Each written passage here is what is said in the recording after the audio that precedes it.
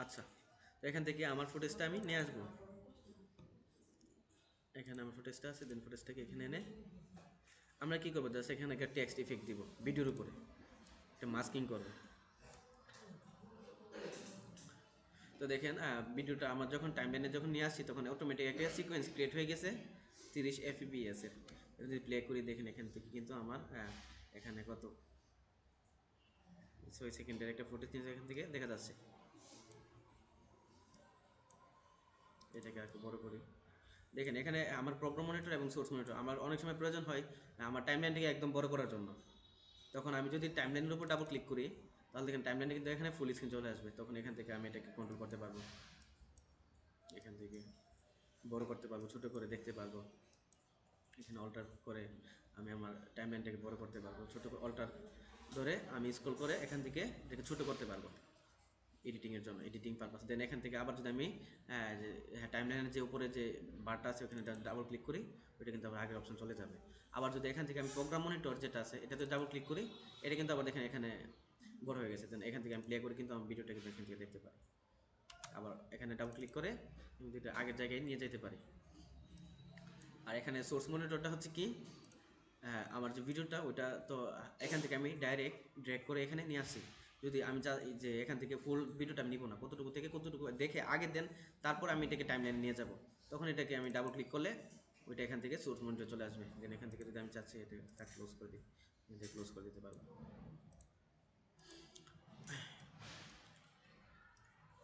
তো এখন এখানে একটা আমাদের একটা টেক্সট দিই। টেক্সট কীভাবে দিব, ইলাস্ট্রেটর বা ফটোশপে আমরা টেক্সট কীভাবে দিতাম, টেক্সটের টুলে যাইতাম, টেক্সট টুলে, দেন টেক্সট টুলে গিয়ে আমরা এখানে টাইপ করতাম, ক্লিক করতাম করে জাস্ট এখানে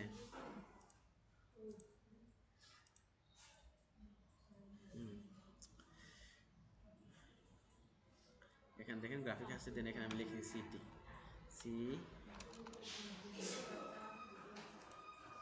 এখানে টাইপ করব CITY। ওকে, এখন মুখ তুলে যাব।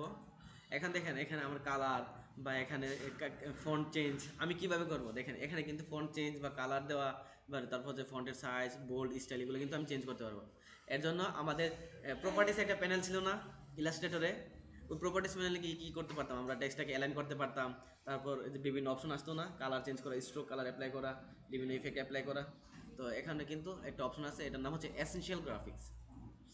এসেনশিয়াল গ্রাফিক্স, তো এসেনশিয়াল গ্রাফিক্সটা কোথেকে আনতে হয়, এখান থেকে উইন্ডোজ থেকে এখানে এসেনশিয়াল গ্রাফিক্স আমি ক্লিক করি, দেখেন একটু লোড হয়। দেন দেখেন আমার বাম পাশে আমার এসেনশিয়াল গ্রাফিক্সটা চলে আসছে। এবং আমি গ্রাফিক্সে ক্লিক করে এখানে যদি টেক্সটটাকে সিলেক্ট করি, তো দেখেন এখানে ডাবল ক্লিক করতে দেখেন এখানে রাইট সাইডে এসেনশিয়াল গ্রাফিক্সের এই টেক্সটের আন্ডারে যত যত মানে কন্ট্রোলিং আছে সবগুলো কিন্তু এখানে চলে আসে। এখন যদি এটাকে আমি ভার্টিক্যাল সেন্টার করি, হরিজন্টাল সেন্টার করি, টেক্সটটাকে যদি আমি এখান থেকে বড় করে দিই একটু, এখান থেকে ফন্ট সাইজটা এখান থেকে বড় করে দিই, 400 পর্যন্ত করা যাবে, 400 থেকে অ্যারাউন্ড বাড়িয়ে দিব সিটি। তারপর এখান থেকে আমি ফন্ট চেঞ্জ করতে পারবো, এখান থেকে মনসিরার ফন্টটা নিয়ে অথবা অ্যান্টন ফন্টটা দিই, ভালো লাগবে দেখতে। তারপর এখানে যদি আমি ডাবল টিতে প্রেস করি এখান থেকে ফন্টটা কী হবে একদম, হ্যাঁ আগেরটাই সুন্দর ছিল এটা। আচ্ছা ঠিক আছে, তো এখান থেকে আমি এখন এটাকে মুভ করব, তাহলে টেক্সট টুল দিয়ে কি মুভ করতে পারবো, এটাকে মাঝখানে নিয়ে আসতে পারবো, টেক্সট টুল দিয়ে পারবো না। আমার জন্য এর জন্য আমাকে সিলেকশন টুলটা সিলেক্ট করতে হবে। দেন আমি এখান থেকে টেক্সটটাকে এনে আমি কিন্তু আবার এখান থেকেও এটাকে বড় করতে পারি। দেন এখন একটু দিলাম সিটি, হ্যাঁ আচ্ছা ঠিক আছে এতটুকুই থাক। তো এখন যদি আমি এটাকে মাস্কিং করতে চাই, মাস্কিং করলে কিন্তু আমি ডাইরেক্ট সাদা কালার দিয়ে এখানে মাস্কিং করতে পারবো না শুধু টেক্সটটাকে, এর জন্য আমাকে একটা রেক্টেঙ্গেল এখানে নিতে হবে।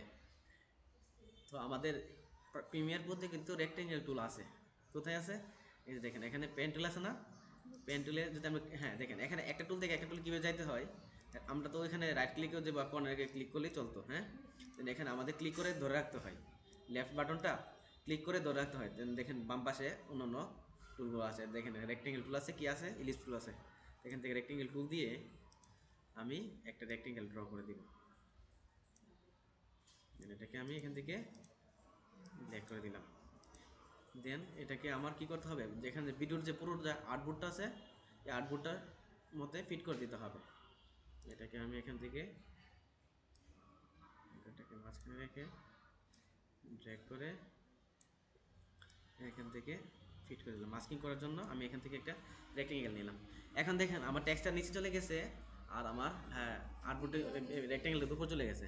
এখন এটাকে আমি কোত্থেকে উপরে নিয়ে আসবো, দেখেন এখানে ইফেক্ট কন্ট্রোল আছে না, ইফেক্ট কন্ট্রোল দেখেন এখানে টেক্সট, হ্যাঁ, তারপর এখানে কি আছে শেপ, এই দেখেন এখানে টেক্সট আর এখানে শেপ। এটা কিন্তু এখান থেকে ম্যাক্সিমাইজ করা ছিল। এখানে একটা শেপের আন্ডারে আবার বিভিন্ন এখানে ইফেক্ট দেওয়া আছে, অপাসিটি, ফিল। এখান থেকে কিন্তু আমি আবার কালার চেঞ্জ করতে পারবো।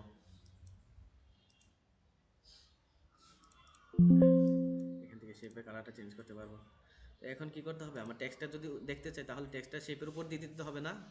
তো এখান থেকে কিন্তু আমি টেক্সটটাকে ধরে এখান থেকে ড্র্যাগ করে শেপের নিচে দিয়ে দিলাম। এখন দেখা যাচ্ছে কি আমার টেক্সটটা এখানে দেখা যাচ্ছে। মানে আমি চাচ্ছি কি এই টেক্সটের ভিতরে শুধু আমার ভিডিওটা দেখা যাবে, ভিডিওটা মুভ হবে। সেই জন্য টেক্সটটাকে আরো বড় করি। তো এখন দেখেন এই যে আমার টেক্সট বলেন আর এই যে এখানে ব্ল্যাক কালার রেক্টেঙ্গেলটা বলেন, এটা কিন্তু একটা লেয়ারে আছে, এই যে সিটি, হ্যাঁ, এই একটা রেক্টেঙ্গেলই আছে, একটা লেয়ারে আছে। একটা লেয়ারে মানে কি নেক্সট লেয়ার। কালকে দেখছিলাম নেক্সট লেয়ার করছিলাম না যে গি ফাইলটাকে, তো এটা কিন্তু নেক্সট করা অবস্থায় আছে।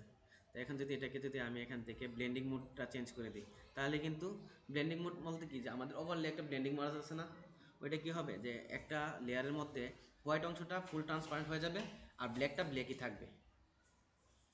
তো এখান থেকে যদি আমি দেখেন ইফেক্ট কন্ট্রোল যে প্যানেল আছে এই প্যানেলে আমার সিটির যে গ্রাফিক্সটা আছে এখানে এসে আমি নর্মালটাকে যদি এখানে ওভারলে করে দিই, সরি মাল্টিপ্লাই করে দিই, এখানে দেখেন আমার টেক্সটের ভিতর দিয়ে কিন্তু এখানে আমার হ্যাঁ হ্যাঁ ভিডিও করতেছি, হ্যাঁ হ্যাঁ।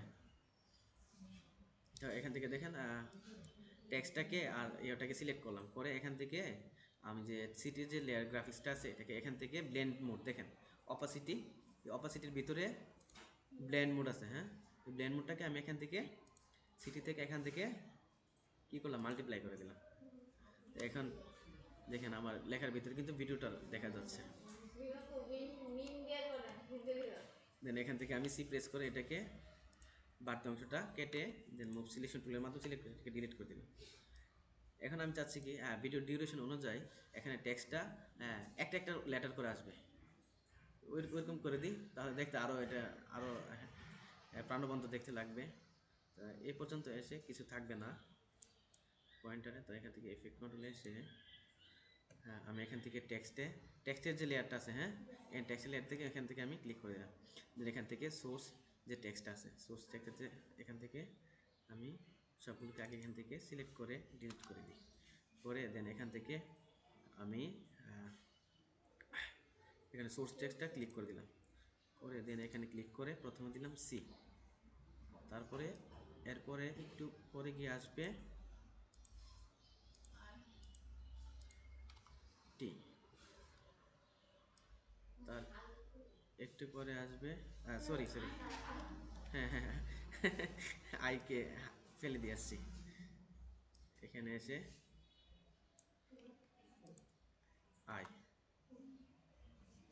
তার একটু পরে আসবে টি, আর একটু পরে আসবে ওয়াই। এখান থেকে আমি ভিডিওটা প্লে করি।